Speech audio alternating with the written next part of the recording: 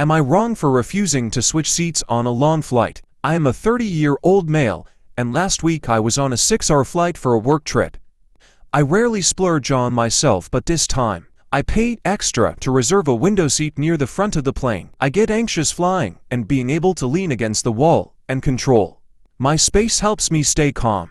About 10 minutes after boarding, a woman and her teenage son stopped next to my row. She said they were seated separately and asked if I would switch with her son so they could sit together. I asked where his seat was, and she said it was a middle seat in the back row near the bathrooms.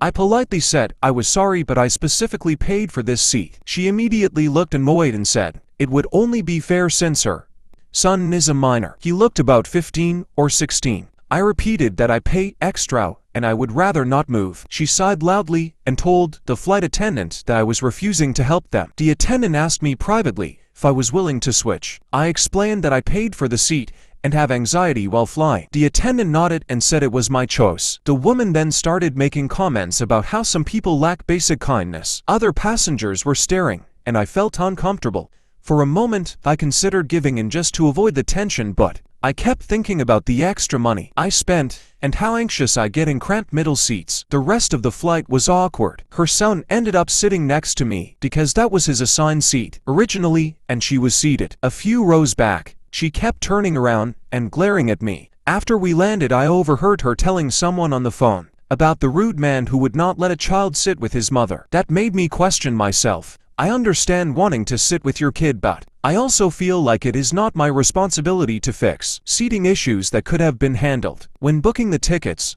So am I wrong for refusing to switch seats on a long flight? Like and follow for more stories like this.